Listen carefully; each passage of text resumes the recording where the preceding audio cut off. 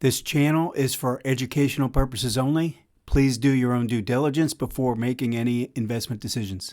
Hi, this is Joe Rabil. Going to give you a stock market update this morning, talking about the market conditions. Also want to go through a quick trade setup, show you a 2 time frame setup in the SPY, something that you always want to be on the lookout for. Go back through this specific index, and you can do it with same thing with the IWM. You can do the same thing with the QQQ, and see if you can identify specific trades that take place on the intraday time frames. I think that's a really good exercise. It's something we're going to do today. All right, let's go ahead and get going. Now, if you want to learn some more about some of these techniques that generate these types of trades, I would suggest starting with my book. You can click the link in the description and find out more information. Also, if this is the type of information you enjoy in this video, please hit the like button and also subscribe.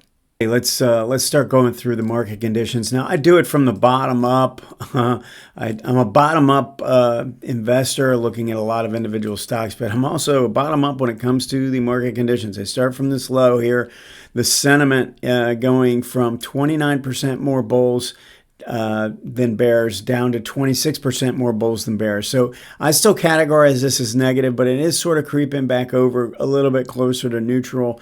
I just think based on the overall sentiment backdrop, I would still kind of consider this more on the negative side. People are pretty bullish relative to what's taken place. All right, we've got the overbought, oversold oscillator, which I use a 5-period RSI on the weekly SPY. And you can see we got really overbought up here around 84. And we have dropped down below the 70 mark, which is kind of like that upper channel level.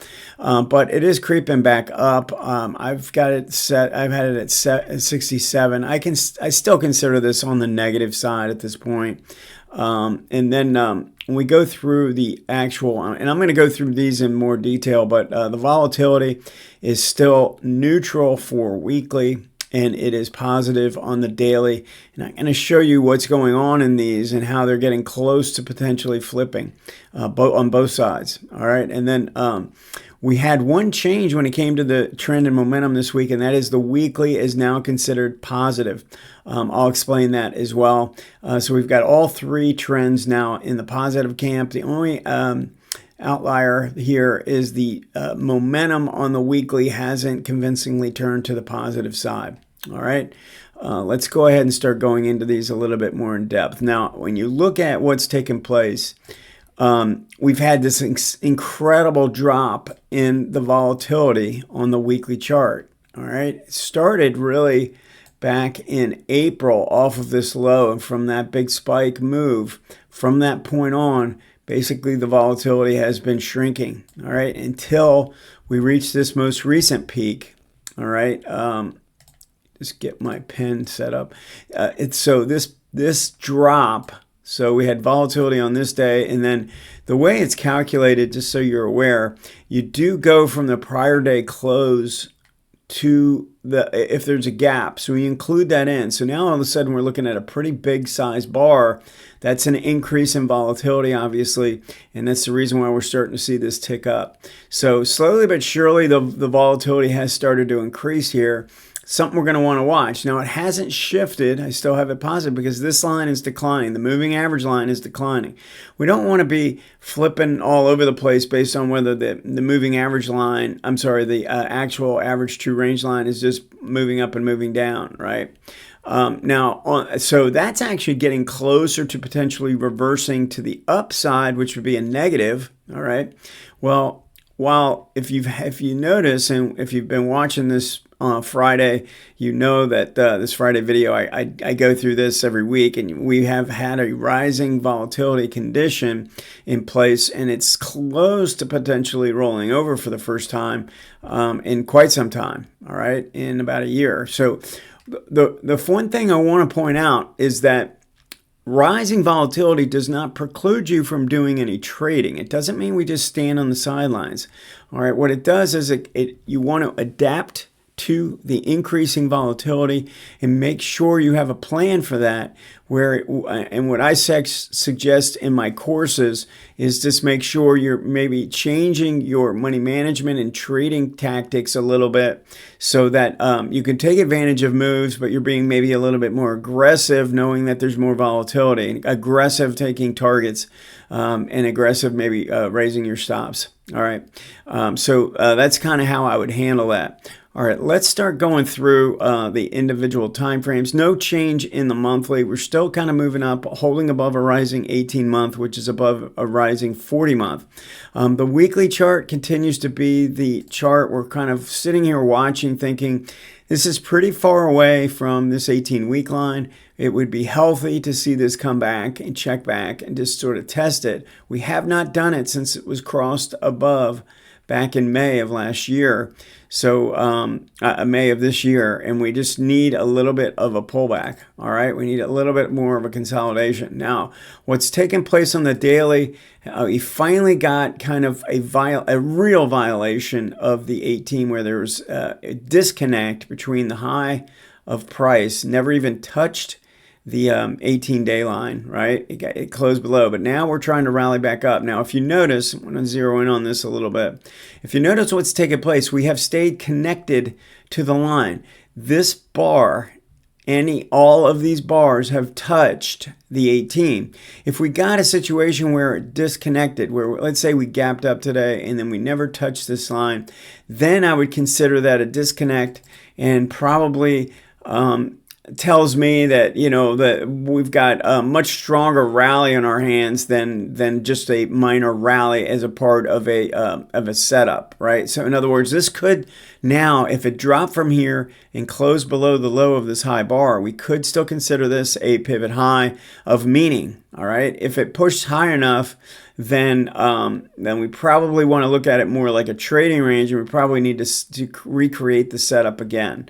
All right, but right now it's sort of forming an upward pinch, right, a bearish pinch, and it's still connected to the 18. So I think if we take out the bar from yesterday, the low of that, I would still consider that pretty negative, and I do think that would increase odds that we're going to go through a deeper correction. Now, when I look at the hourly, so you don't have to trade off the hourly, but looking what's going on at the hourly, I think is really helpful, because I can see this is an ABC rally. I can see that we've gone and we've formed this higher bottom, and we have now broken the trend line. All right. Now, I can also see that we have moved above the zero line. So when I see that a lower high here, if I formed a lower peak, I wouldn't be as inclined to be aggressive on this because it's above the zero line. Now, I'd probably be waiting for the completion of the 3 now because of the way this line has acted here. All right. Now, we still want to be looking because there's no strength in the buyers here. The green DI has kind of taken over, but we haven't gotten green DI to cause the movement of the ADX line to get above the 25 line. All right. So I think that's pretty crucial to be on the watch for now. All right. Now, I want to just go through and show, if you look at the way this pulled back, formed a higher low and turned up, we can see there's little trading plays. This was a little pinch that formed and moved higher. Let's just switch over to, now what I'm showing is a 6-month daily in the bottom left. I've got a 30-minute in the bottom right, a 5-minute in the upper right, and a 1-minute in the upper left. All right. Now, I wanted to show, like, there are patterns that will set up on a regular basis if you're watching a specific instrument. I really do like to look at the S&P, the SPY, the QQQ, and the IWM. And I think if you watch those 3, you will see these patterns happen all the time. Now, if your software program has a paper trading account for you, right?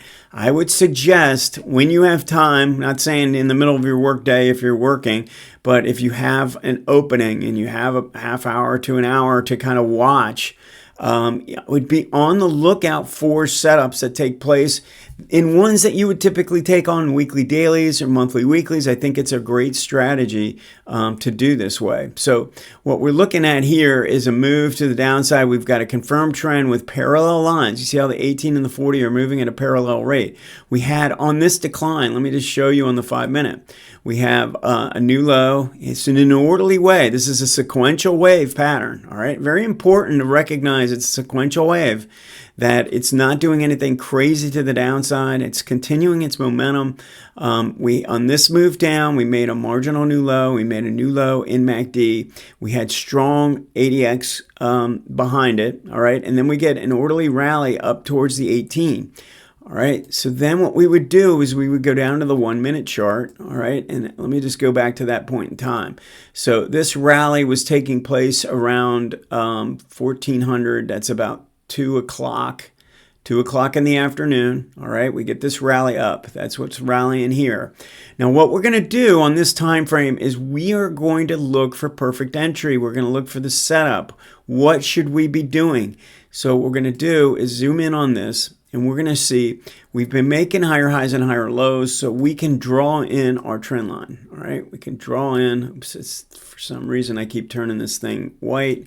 Let me just do this again. Okay, so let me just draw it in by hand. So this trend line here, we have a trend line, and it goes to the downside here, breaks the trend line, and then comes back up and tests. And then as it's coming back down, if you notice here, we've got the MACD crossing back down as well. Now, because there was overrun, I'm not taking the trend line break. Even though it was a big red bar, there was a lot of overrun. And remember, I'm using a 1-to-5 ratio. That's 1 to 5. That's exactly 1 to 5, right? If I'm using that 1 to 5, then I really shouldn't have overrun. Whereas I can see some overrun sometimes in a 10-minute into an hourly or something like that, even if it's really a decent setup, just because of the time differential. If it's 1 to 6, 1 6.5, then you're going to have maybe a little bit of overrun that's probably not that important. But on a 1 to 5, I think you need to respect, if it crosses over like this, that we probably are looking for the second signal. For me, that second signal is this pivot high forming here, coming back down. You could wait for the close. Really would have confirmation with the MACD signaling again down to the downside. All right. We know we don't have any strength in the buyers because the ADXs remain low. The buyers have been pretty much in command, all right, throughout the decline. So now I know I've got what I would consider to be on a 5-1, I kind of call it a scalping play, right? I'm scalping. So you can play it a couple of different ways. You can say, I'm going to get in here, and at the first target, I'm going to take a minor little profit, take a quarter off, right, and go to a break even, and then see what it wants to do with the balance. All right, so you divided it up into 2 parts that way. Now you can do it the way we do stocks. You can do a quarter, quarter, quarter. I just don't think it's going to be quite as profitable as a couple of these other approaches. So the other thing you can do is, once you've gotten what you've risked, so if we get a move, a 1R move, just go to a break even. All right. All right, now this might frustrate you a little bit, but you're not making a whole lot on that first quarter anyway. So you get in here, you go to a break even. If it comes back up, it stops you out. All right. Now, what this allows you to do is get to that 2R number, and at 2R, you have a couple different choices. You could take the whole thing if you want. 2R trade is a great trade in a short-term pattern. Nothing wrong. If you can average 2R in your targets and your trading plays, you're going to do very, very well. All right. Now, what you could do is take the 2R on half, and on the other half, start trading using a 2-bar high or something like that, and see if this wants to turn into something a little bit bigger. So those are a couple different choices. You could also be on the lookout for signs of divergence. So take the 2R at half a 2R, and then see if any divergences show up. The moment they do, then start trailing off of a tighter stop and wait to get stopped out. All right, so a couple different choices there, but I would say that these are some pretty good strategies I think can be used if you have the time can do it. And if you do, then try and take advantage of these. But I would only do it on the SPY, QQQ, IWM. I wouldn't get off on a tangent. In fact, you could just start out by using the SPY. You might go a day or two, might not find anything you really like, and that's fine. But this is going to really sharpen your skills for when you do the longer term trades. All right, let me know if you have any questions. We'll see you next time.